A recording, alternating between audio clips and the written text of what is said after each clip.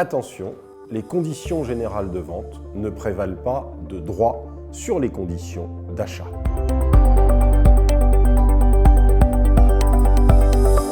Quels sont les faits?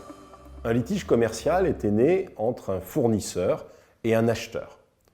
Le fournisseur plaidait que les conditions générales de vente constituaient le socle unique de la négociation commerciale.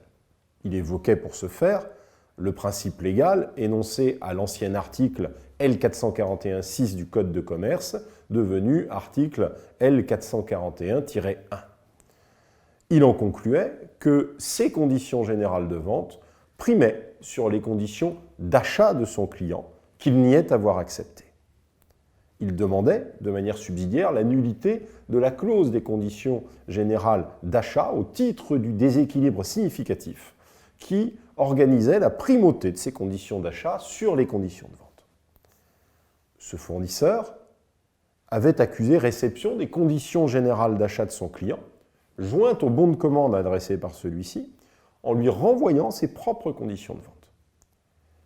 Il marquait ainsi le fait qu'il n'approuvait pas les conditions d'achat auxquelles entendait le soumettre l'acheteur. L'acheteur, quant à lui, avait pour autant maintenu sa commande. Vendeur et acheteur s'opposaient, dans le cadre de ce litige, mutuellement sur l'application de leurs conditions générales et le vendeur faisait appel au principe légal selon lequel les conditions générales de vente constituent le socle de la négociation commerciale pour tenter de les faire prévaloir. Quelle est la solution qui est dégagée par la Cour d'appel de Paris dans son arrêt du 17 juin 2021 ?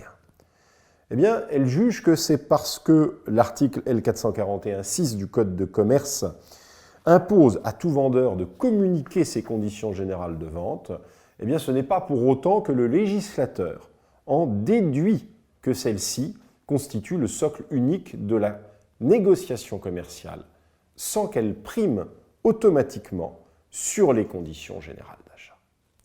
En synthèse, cela signifie que les conditions applicables à la vente sont celles convenues entre les parties.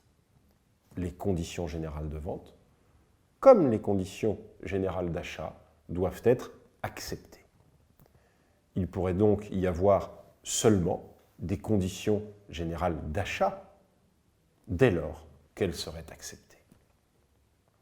Certains juristes avaient considéré que le texte de l'article L441-1 du Code de commerce, visant à protéger une partie faible, faisait nécessairement prévaloir les conditions de vente sur les conditions d'achat. L'arrêt de la Cour d'appel de Paris exclut très clairement cette solution. La recommandation pratique, c'est que puisque l'analyse se fait en droit des contrats, un consentement doit avoir été exprimé sur les conditions de vente ou sur les conditions d'achat.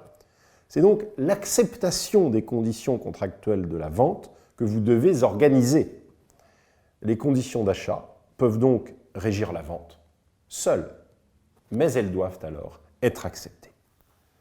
Ce serait donc, sur le terrain du droit de la concurrence et plus particulièrement sur celui des pratiques restrictives définies au titre 4, livre 4 du Code de commerce, que l'expression socle unique de la négociation commerciale conserverait une portée.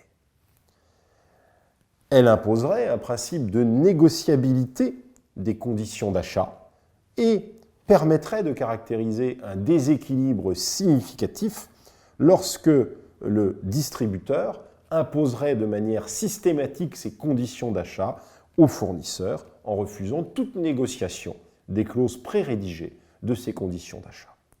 La recommandation est donc de soumettre ces conditions d'achat à une négociation effective.